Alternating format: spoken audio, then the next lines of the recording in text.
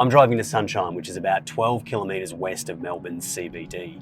According to Victoria's Crime Statistics Agency, more than 2,330 offences were committed in Sunshine in 2023.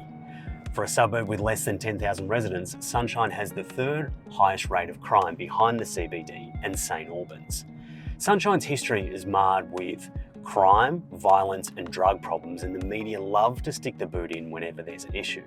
But does the past represent the future? I want to discover if this suburb should still be referred to as Scumshine or if the outlook is more optimistic.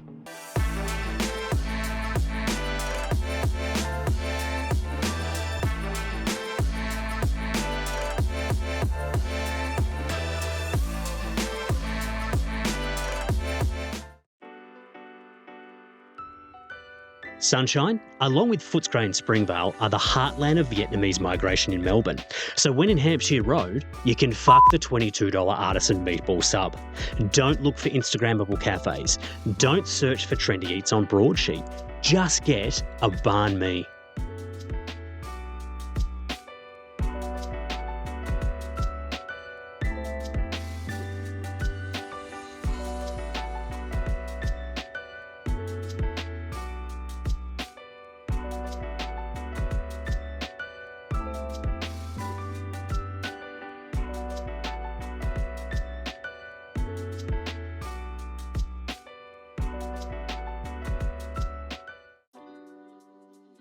In our hyper-politicised world, it's great to see things still working in harmony. France had the baguette, the butter and the pâté. Vietnam threw in the chilli, hoisin sauce, pickled veg and coriander. And amongst all of that goodness is an entire pig. Not bad for $7, complemented, of course, with a diabetes-inducing Vietnamese iced coffee. This is the real breakfast of champions. And this back alley car park is the quintessential Southeast Asian food experience. The kicked over milk crate seats, the grit and the grime, the working hard for the money vibe. This really could be Ho Chi Minh City's District 3, home of the original banh mi. Meet Chris O'Reilly, a teacher, twin brother of a local government councillor, moderator of a Sunshine-focused Facebook community group, and an all-round nice guy. Chris, you're born and bred Sunshinian, if that's a word. Yeah. We'll go with it anyway. What is it that you love about this area? Because you've been here for 22 years.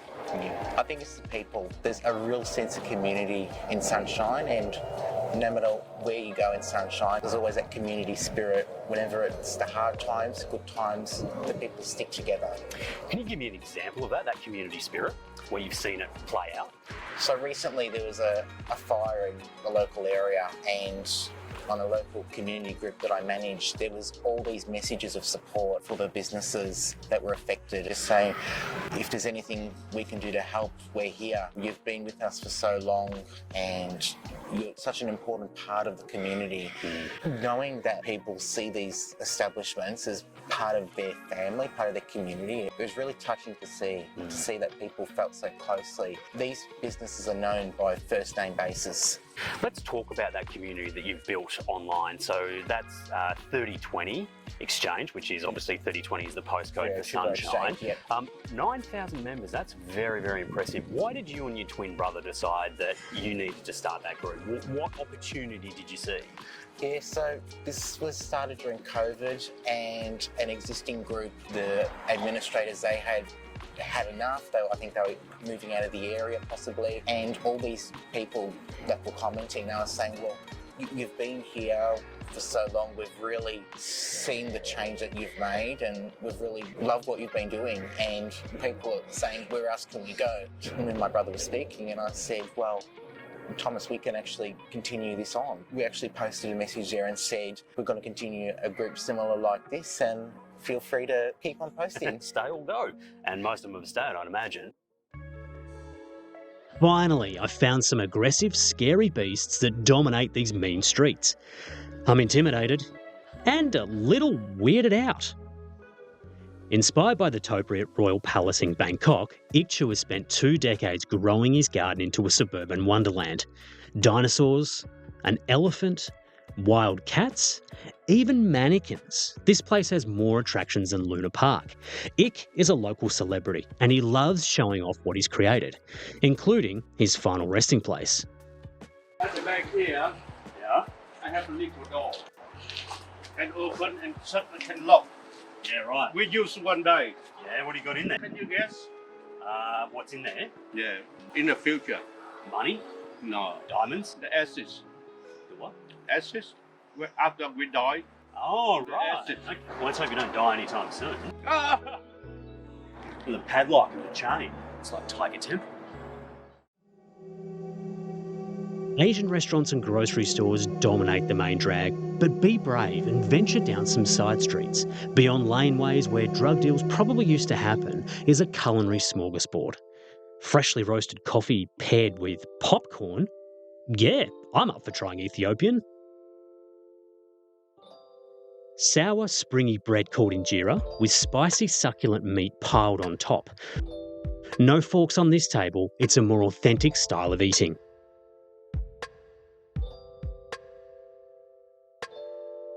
An Ethiopian coffee roasting ceremony is an important social occasion. It signifies respect and leads to meaningful conversations about politics and community issues. Daniel, we've absolutely destroyed main course. We're going pretty well on the coffee and the popcorn here. Just talk to me about how and why popcorn goes with coffee. Popcorn is little snacks. When normally morning time we have coffee, all Ethiopians before they go to work have a cup of coffee before they go. They have something snacks and then they drink coffee, because also the coffee you taste it now. When you have one popcorn and then you have coffee, the coffee will be taste different. Yep. You will taste good. You're a business owner here. Yeah. You have been for a number of years now. There's stories of attacks and whatever else has happened down at the train station, which is about 200 metres away from here. Yeah. Is that the Sunshine that you know? No, the Sunshine really is not like that the way the media is said. But the Sunshine is very peaceful. I don't have any problem here. Almost I've been since 2011 I opened this business. It's not the way they said. Explain to me, what is your Sunshine? Sunshine is, I feel like my home, very great place. It's very nice and very close for public transport, multicultural. You see different people and different background, different restaurant. It's very close to city, 12K from CBD, in airport, 13K. You got everything shop, anything you need, you have here. This one is like city, like CBD. It's very great and very Sounds nice like Sunshine is the centre of the universe. That's correct, yeah. You said. By now, I know I've convinced you to pack up your possessions and call Man with a Van and relocate to Sunshine. But when you arrive, where do you live? And how much do you pay for it? There's only one man that can help. The expensive car? The pinstripe suit? The let's make a deal smile. You and I both know what this guy does. Peter Kay is a real estate agent and he's showing me through a property in the area. All right, Luke, welcome to a bit of sunshine. Beautiful. Take me through it, my friend. So this property here, it was an original 1940s clinker brick home, so something that you find consistent in these streets up around our Matthews Hill pocket, which is the name of the area we're in, the sub-name. Something like this, it's not one of a kind. It's a bit unusual for it to have come on the market, and the folks are just sort of settling in. It might be traditional out the front, but it's certainly not on the inside. What's going on here? There's a fair few renos have gone on. It looks lovely. Yeah. What are the sort of changes that have happened inside this house? There is a big focus to keep the street aesthetic in line with the history of the area. There are heritage overlays in this pocket because they are significant to the story of Melbourne and Sunshine. So, the modern comforts are here. This was on the market and sold for 1.8 million. Now that's Correct. well and truly above the stock standard price here in Sunshine, which is about 810,000 for a median. This is the upper echelon and it's beautiful. Does it represent most of the properties that are in Sunshine? It's In terms of a sale, it is towards the top of the market for Sunshine. Isn't it the highest one that It you ever is, saw? And it you is. sold it, didn't you? I did, That's yeah. why you can afford that suit. It's high for the for the documentary today. It's definitely not one of a kind in the area. There's a lot of families over the years, over the last 10, 20 years, which have spent, you know, their funds to create these family homes. But the thing is, they just don't typically come up that often. People love to live here, and that's why you don't see many of them. But if you look outside, you can see the extensions, you can see the development. But it is all for family homes. Tell me about the demographic there. So when they tour a home, when they think about living in Sunshine or buying in Sunshine, are they asking you if it's a violent suburb? Yeah, I think those type of preconceived ideas are something which is to pass through now. Those questions do come up for those out of the area. But like I say, spend some time in the area, go to our main street, use our train station, visit the schools and get a feel for it. And I think you'll find something a little bit special with the community. How many bedrooms is this property got? So on the principal home, when you walk in, you'll find the master just at the front on the left-hand side. The home has been designed to keep the bedrooms on one wing of the home with living and other amenity on the other, separated by the hallway. So bedroom 2, 3 and the 4th in the corner. And then you'll find the second bathroom and the third guest toilet with a private laundry just on the way out to the backyard. Sam and Leisha, beautiful house here, really, really lovely. The cost of it is well and truly beyond the median house price in Sunshine. So it's $1.8 million here. That gets you, theoretically, a really good house in basically any suburb in Melbourne.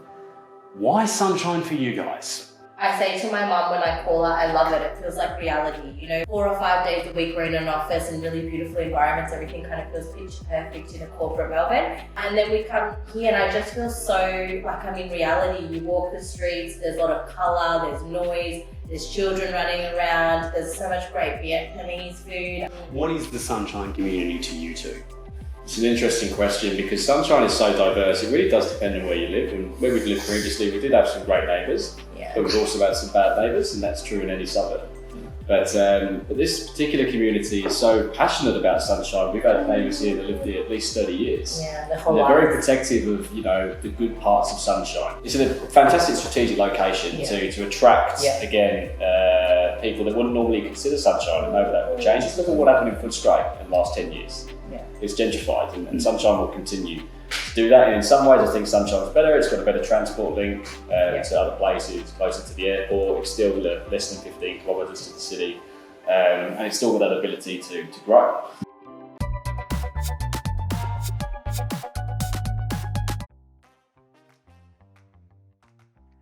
Where the hell are all these Sunshine criminals? They're not even in the pub. In fact, it's the opposite. It didn't take long for a bunch of lovable rogues to welcome me to their drinking table. I felt honoured. I also felt someone massaging my limbs. I don't know the guy's name. Nobody else at the table did either. But he's notorious for offering free massages, even if you don't want one. This really was a happy ending for me. So, should Sunshine be avoided? Well, that's up to you. If you like shopping with wags and influencers in plush homeware stores, then probably yes, because you're not going to find that here. But if you don't need an $80 candle and you prefer life a little more down to earth, then I reckon it's got something for you. Having walked the streets, my experience is Sunshine is a community of humble people who love where they live and work and take pride in what they've built for themselves. Sure, there's some issues, we've all got them, but this place is definitely emerging, and the tagline of Scumshine is incorrect and outdated.